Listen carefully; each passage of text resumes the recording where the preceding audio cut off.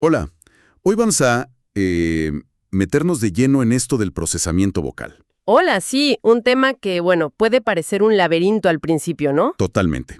Pero que una vez que le agarras la mano es increíblemente gratificante. Uf, sí, Dominar algunas técnicas clave puede marcar una diferencia brutal en una grabación. totalmente de acuerdo.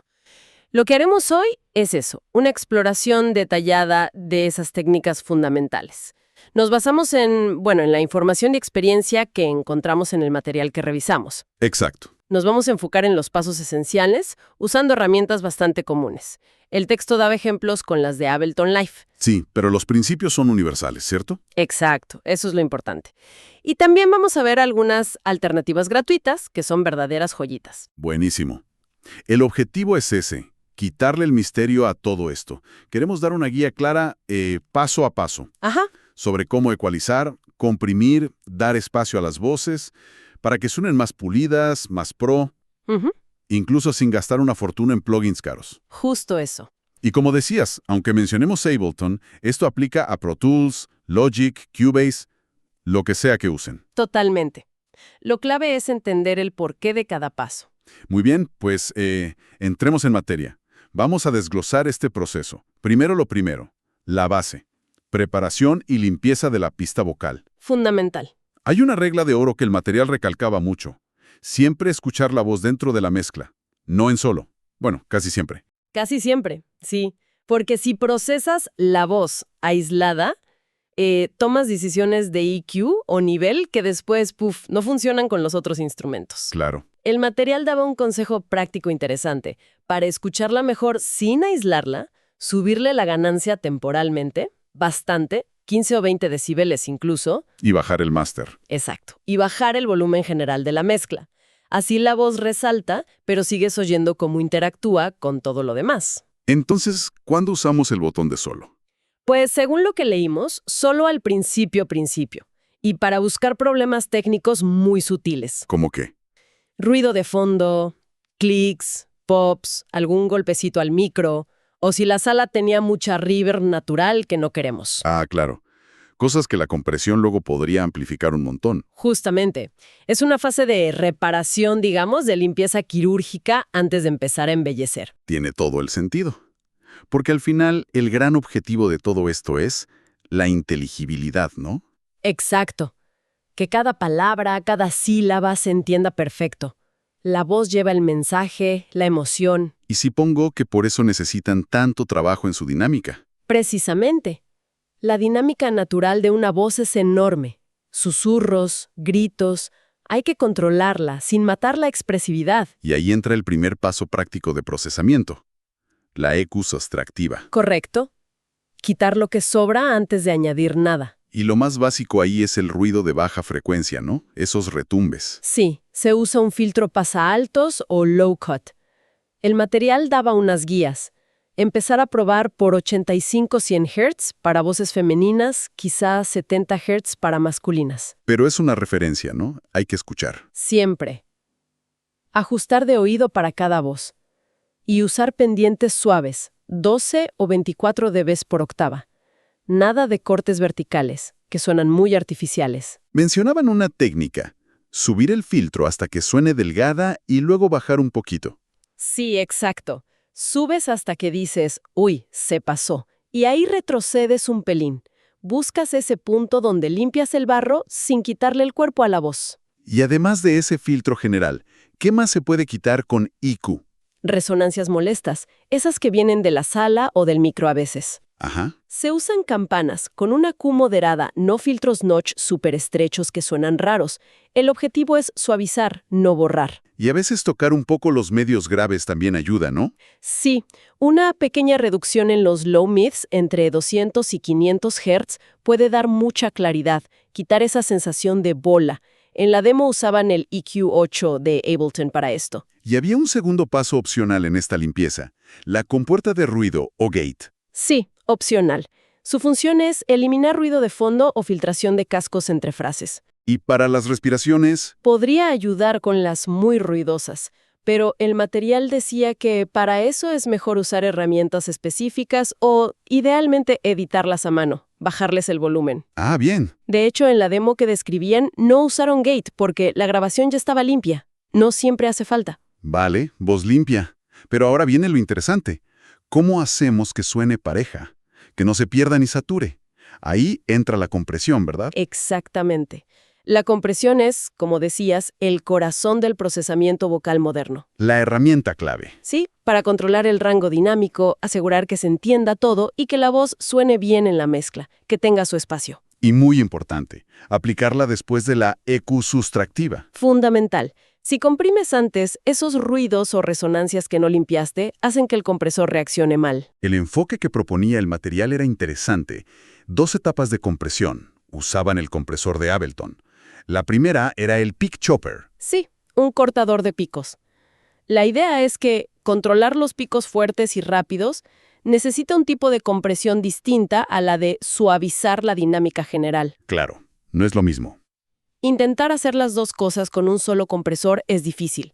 Por eso, este primer compresor, el Peak Chopper, se configura muy rápido y agresivo, pero solo para esos picos aislados. Ajustes clave.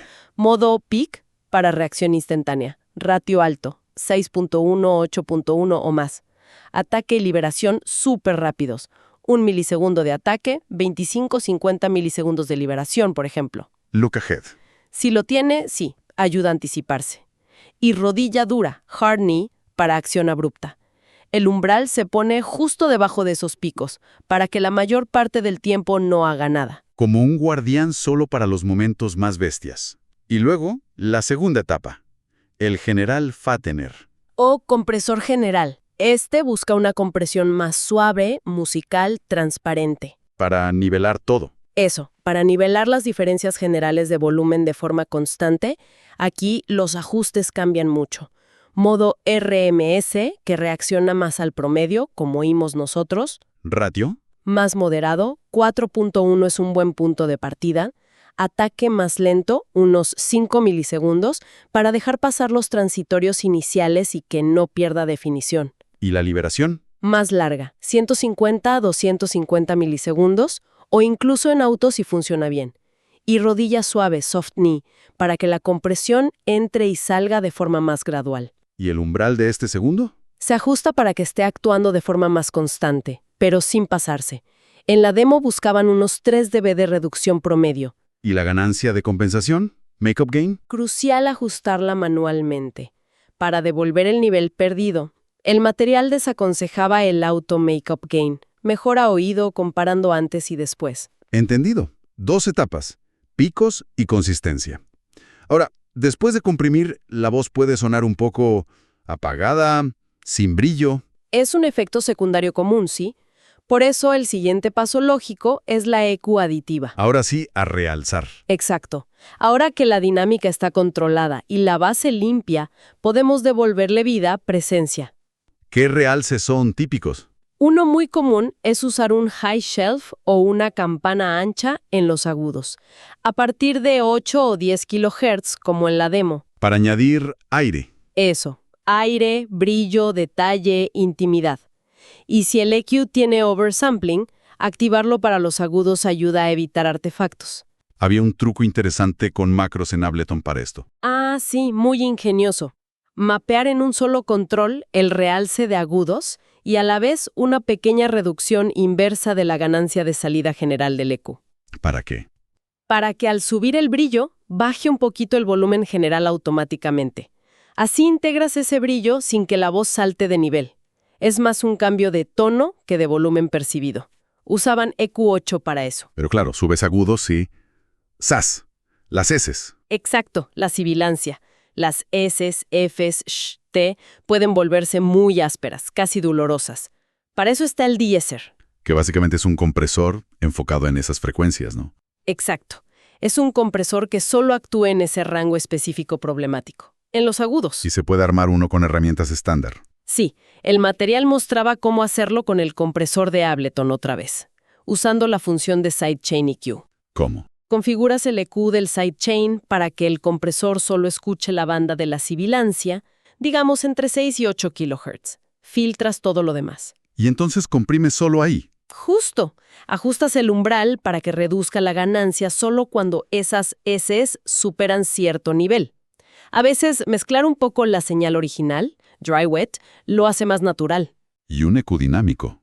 Es una alternativa fantástica para esto. De hecho, mencionaban uno gratuito muy bueno. Ah, sí, el té de Renova. Lo vemos luego. Antes de pasar al espacio, algo de saturación. ¿Dijeron que era opcional? Sí, la saturación puede añadir armónicos, calor, carácter.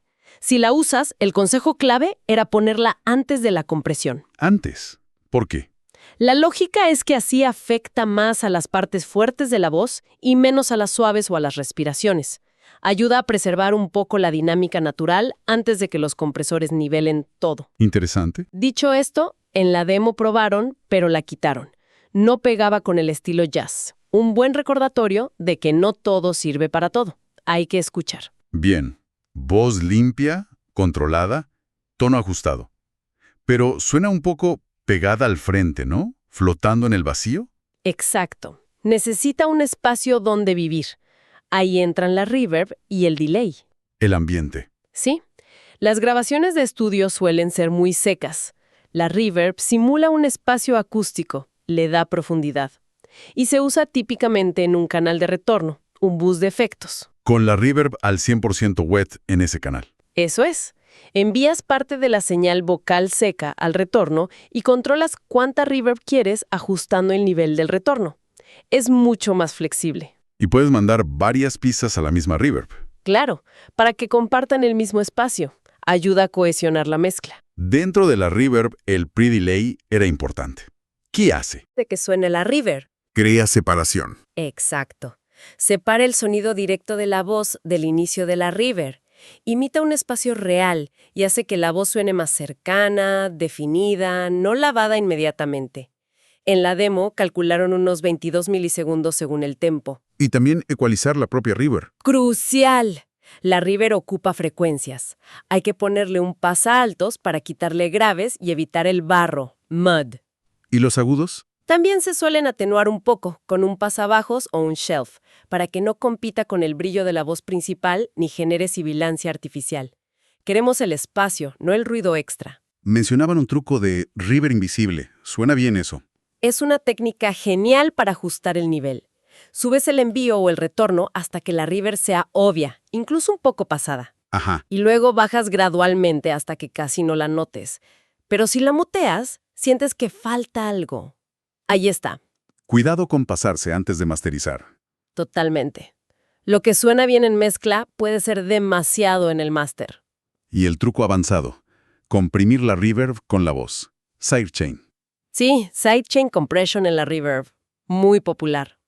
Pones un compresor en el retorno de la reverb, pero que escuche la voz principal seca. ¿Y qué hace? Cada vez que la voz canta, el compresor baja un poquito el volumen de la reverb. Cuando la voz calla, la reverb sube. ¡Ah, qué bueno! Mantiene la voz clara al frente, pero la cola de la reverb florece en los silencios. Da ambiente sin sacrificar inteligibilidad. Usaban el compresor de Ableton para eso. Y además de la reverb, el delay, como alternativa o complemento. Correcto. A veces, una reverb larga lava mucho o no encaja. Un delay corto tipo slapback, una repetición rápida, sin feedback, mezclado bajo. Puede dar espacio sutil. Exacto, sin esa cola larga. Mencionaban Ableton Echo, que combina delay y reverb. ¿Y cómo lo usaron en la demo? Curiosamente, como inserción al final de la cadena vocal, no en retorno. Tiempo rápido, sin feedback, nivel wet-dry bajo, tipo 15%. Buscando ser punto donde lo extrañas y lo quitas. Esa es la idea. Echo también tiene docking, que hace algo parecido al sidechain de la reverb. Y mencionaron rápido los efectos throw. Sí, eso es más creativo, puntual. Automatizar el envío a una reverb o delay muy notorios solo en palabras o frases específicas. Para un efecto dramático. Exacto.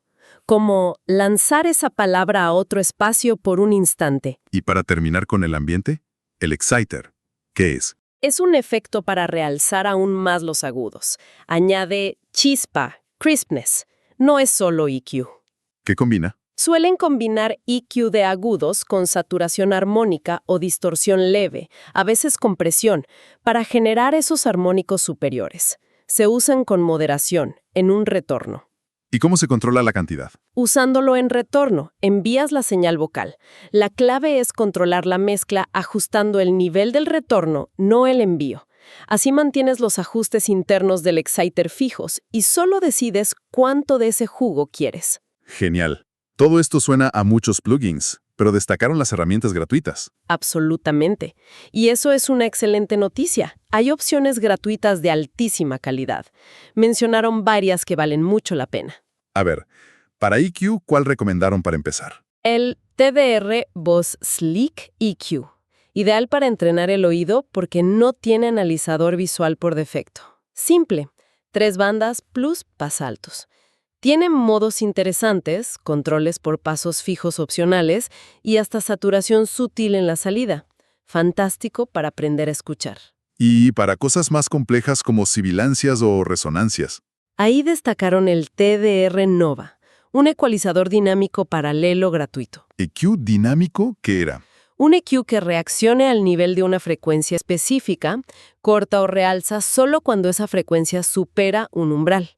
Increíblemente potente para problemas vocales complicados. Tener eso gratis es un lujo. Y para compresión, algo inspirado en un clásico. Sí, la ADHD Audio Leveling Tool, inspirado en el LA2A, el compresor óptico famoso por su calidez en voces. ¿Y qué tiene de especial esta versión? Pander.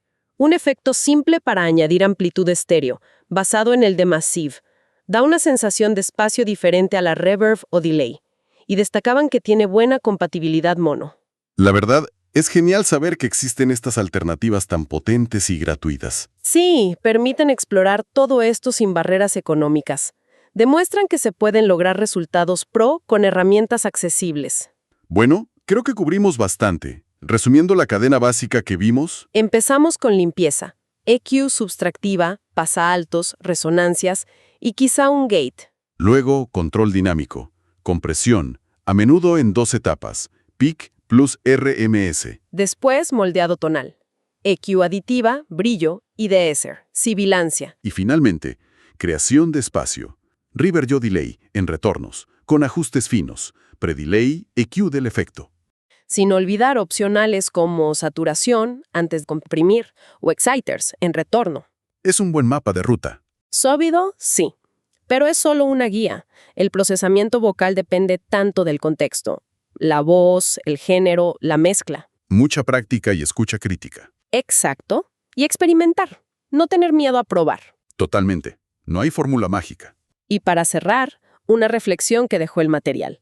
Mencionaron que los resultados Super Pro a menudo implican edición manual detallada, ajustar volumen de sílabas. Más allá de los plugins.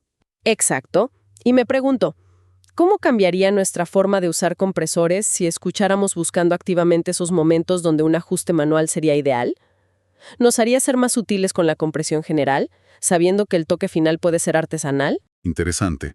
La interacción entre lo automático y lo manual. Bueno, ha sido una exploración fascinante. Un placer como siempre. Gracias por acompañarnos en este análisis del procesamiento vocal. Sigan explorando, experimentando y hasta la próxima.